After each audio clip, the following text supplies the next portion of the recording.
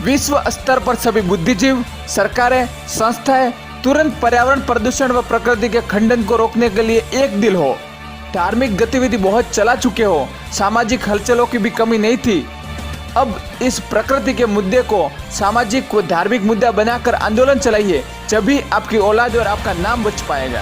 तय तुम्हें ही करना है, प्रकृति के खंडन को रोककर अपने औलाद को खुशहाली दे या महाप्रलय का महापिटारा। Environment pollution, climate change, water crisis and global warming, इन सभी समस्याओं का निराकरण के लिए प्रकृति की रक्षा हम करेंगे, ये विषय की एक वीडियो सीरीज मैंने तैयार की है। इसका ये पहला वीडियो है।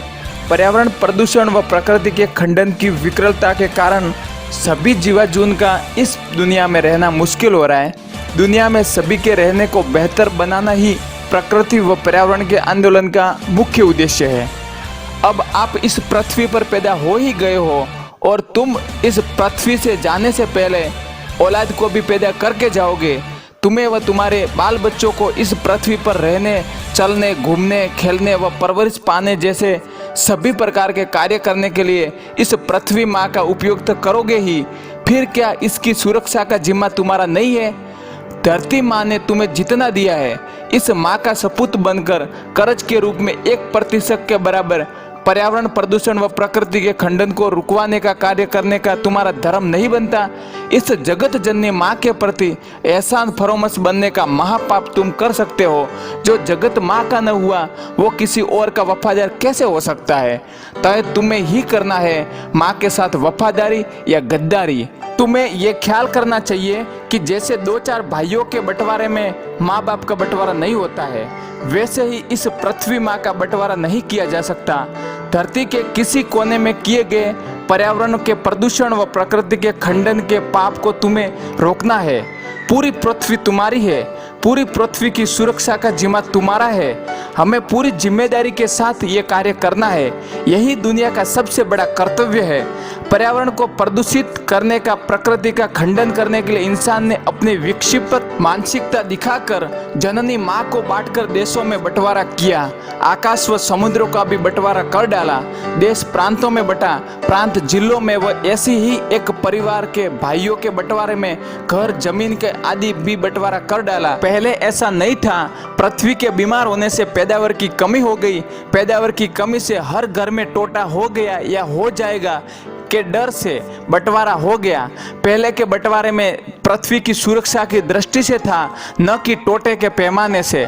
हर काम को प्रकृति के नियम अनुसार करने वाला ही असली सकारात्मक सोच वाला विजेता है। 200 से 300 लोगों की एक अधिवेशन में एक वक्ता ने अपने भाषण में कहा, मेरी बात स्वीकार हो तो हाँ और अस्वीकार हो तो ना के रूप में जवाब देना। इस अधिवेशन में अभी कुछ जहरीली गैस छोड़ी जाएगी। आपके पीने के पानी में हल्का तेजाब मिलाया जाएगा। आपके खाने में हल्का जहर मिलाकर खिलाया जाएगा। लेकिन आप डरना मत, क्योंकि इनकी मात्रा इतनी कम है कि आप मरेंगे तो नहीं और न ही आप बीमार पड़ेंगे। अगर यही सेम चीज आप लोगों से कही जाए तो मैं समझती हूँ यहाँ जितने लोग बैठे हैं उसके आधे भी यहाँ पर नहीं रुकेंगे और घबराकर चले जाएंगे। लेकिन जाने अनजाने पूरा दिन यही हो रहा है हमारे साथ। जो खाना, जो हवा, जो पानी हमें मिल रहा है उसमें बहुत ही थोड़ी सी मात्रा में लेकिन जहर मिला हुआ है, पॉल्यूशन मिला हुआ है। इन जहरीली वस्तुओं के सेवन से स्वास्थ्य खराब होने के डर से किसी ने स्वीकार नहीं किया। हमें न तो पानी पीना है, हमें न ही खाना खाना है, न ही हमें अब इस अधिवेशन में रुकना है। कृत्रिम खाद से पैदा हुए अनाज में जहर, सभी कारखानों से वायुमंडल में जहरीली गैस, धरती माता के बीमार हो जाने से जमीन का खारा व नमकीन जैसा जल का जहर, मिलावटियों द्वारा मिलावट का जहर। अब आज हर खाद्य वस्तु को बारीकी से समझेंगे, तब हमें मालूम होगा कि हम कुछ जहर प्रतिदिन खा रहे हैं। अब इस प्रकृति के खंडन के जरिए पहुंचे हुए जहर की मालूम होने से आप प्रकृति के खंडन को रुकवाने का कार्य अवश्य ही करेंगे, क्योंकि उपरोक्त अधिवेशन में सभी लोगों ने जानते हुए जहर का सेवन नहीं किया। सज्जनों, तय तुम्हें ही करना है। जानबूझकर जहर सेवन कर मौत मत बुलाएं या प्रकृति की हानि को रोककर आपको सर्वोत्तम जीवन जीना है। आज हर जगह प्रकृति का खंडन हो रहा है, उसके जरिए भी आपको ऐसी जहरीली वस्तु सेवन में करनी पड़ रही है। फिर भी प्रकृति के खंडन को रुकवाने के लिए कोई बड़ा आंदोलन नहीं हो रहा है। छोटा बड़ा या कैसा भी पर्यावरण प्रदूषण व प्रकृति के खंडन का किया गया कार्य पाप ही होता है। जैसे पाप का हिस्सा नहीं किया जा सकता, पाप पाप ही होता है।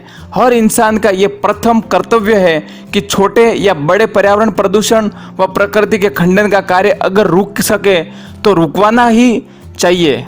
छोटे या बड़े पाप में वे सभी गुण मौजूद होते हैं जो पाप के लिए होने चाहिए। पर्यावरण प्रदूषण व प्रकृति का खंडन ही तो सबसे बड़ा पाप है।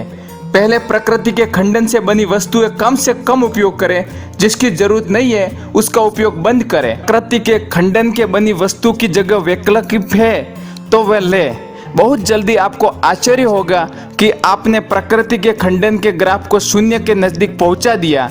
इससे आपको पैसों की बचत तो बहुत होगी, तय तुम्हें ही करना है। प्रकृति के खंडन को रोककर पैसों की बचत करें या प्रकृति के खंडन को करके दिवालिया। सभी को मालूम है मनुष्य जीवन अमूल्य है, ऐसा कहते हैं, लेकिन अमूल्य कैसे?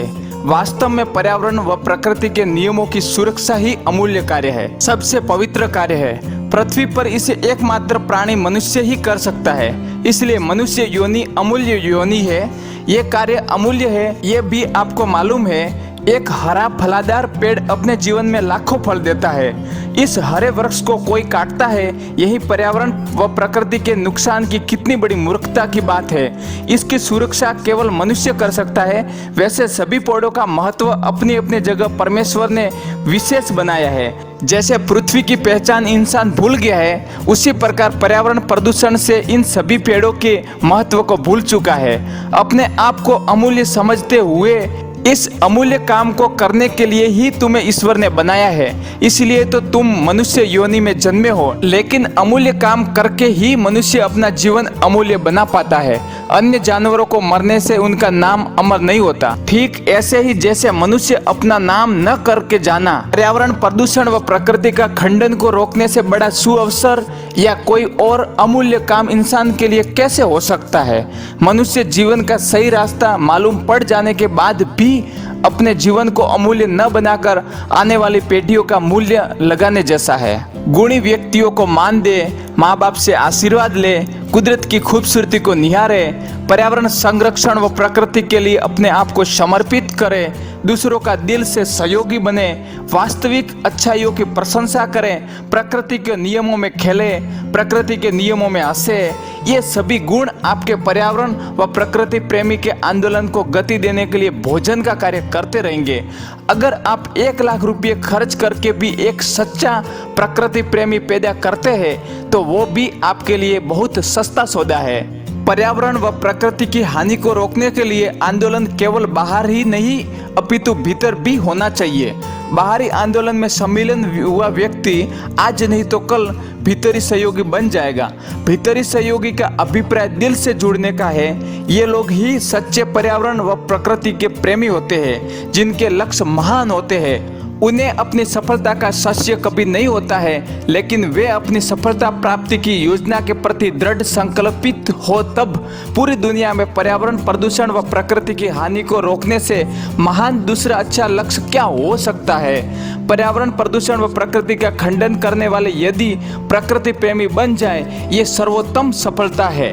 ध्यान रहे, पर्यावरण व प्रकृति की हानि रोकने वाले से आप अपनी आलोचना पसंद करना, न कि प्रशंसा, क्योंकि इनकी प्रशंसा में आपको भी पर्यावरण प्रदूषण व प्रकृति के खंडन करने वाला पापी बनाने का जहर मिला हुआ है। पर्यावरण व प्रकृति के आंदोलन को 1-2 माह या 1-2 वर्षों का न मानते हुए इसमें असांकालीन या पूर्णकालीन समय देना अपने सामर्थ्य के अनुसार स्वयं तय करें। आपने पूरे जीवन में कभी पर्यावरण प्रदूषण व प्रकृति का खंडन नहीं किया, वह नैतिकता में 100% का इंसान हो, मूल्यवान व्यक्तित्व है। आप स्वयं कितने मूल्यवान हैं तुम्हें पता है। इसमें सुधार आवाज नहीं, अभी से अपने आप को मूल्यवान व्यक्तित्व बनाना भी बहुत बड़ी सफलता है। ऐसा होना ही महानता का प्रतीक है। ये दृढ़ निश्चित ही तुम्हें अपने आंदोलन में तीव्र गति देता है। पर्यावरण संरक्षण व प्रकृति के नियमों में न होकर की गई समाज सेवा उन टंट पूंजियों नेताओं जैसी है जो समाज सेवा की आड़ में अपना मतलब साधते हैं। प्रकृति के आंदोलन के कहीं अपने स्वयं के नियम बनाओ। ये अच्छे नियम भी आपके स्वयं के निर्मित होने चाहिए। अपनी अच्छी खूबियां स्वयं पहचाने, जैसे प्रकृति की कोई भी जीवित रचना को छुओ ही नहीं, महसूस भी करो। प्रकृति की कोई भी जीवित रचना को देखो ही नहीं, गौर करो। प्रकृति की कोई भी जीवित रचना को चखो ही नहीं, उसको पूर्णता परखो। प्रकृति की कोई भी जीवित रचना को प्रेम ही नहीं, दिल में उतारो। ठीक इसी प्रकार की बातें आप स्वयं को भी बनानी है, नियम बनाने हैं, उस पर चलना है, उन्हें लिखकर अपने हृदय रूपी भवन पर चिपकाना है। पर्यावरण प्रदूषण व प्रकृति की हानि हमको सभी लोगों को पर्यावरण प्रदूषण व प्रकृति के खंडन के प्रभाव दुष्प्रभाव से प्रेरित है। आप किसी भी व्यक्ति से प्रेरणा लेते हैं, उस प्रेरणा से पर्यावरण प्रदूषण व प्रकृति की हानि को रोकने का फॉर्मूला भी आपको ही बनाना है। कोई भी प्रेरणा पर्यावरण प्रदूषण व प्रकृति की हानि को रोकने में जब तक कारगर नहीं होती, तब तक वो प्रेरणा स्वयं अपने आप में पूर्ण नहीं हो सकती। उन प्रेरणाओं का सदुपयोग ही पर्यावरण प्रदूषण व प्रकृति के खंडन को रोकने के रूप में है। वैसे इस दुनिया में पृथ्वी के गुणों से प्रेरणा लेने से बढ़कर कोई प्रेरणा सर्वोत्तम नहीं हो सकती। प्रेरणा लेने के अनन्य स्रोत भी आपके बीच में है, लेकिन प्रेरित होने का तय तुम्हें ही करना है। प्रकृति के खंडन को रोकने का फॉर्मूला बनाए या प्रकृति के विनाश का।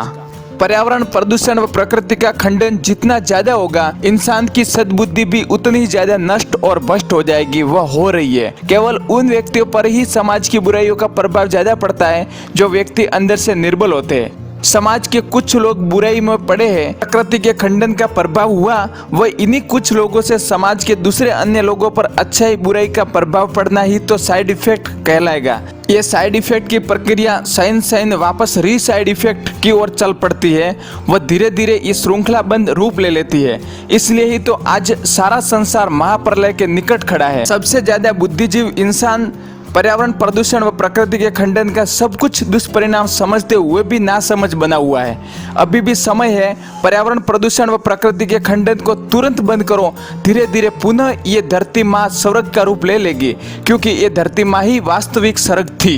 इस आंदोलन से संसार दो भाग में बंट जाएगा, प्रकृति प्रेमी व प्रकृति दुश्मन। तय तुम्हें करना है, तुम्हें कहाँ पर रहना है।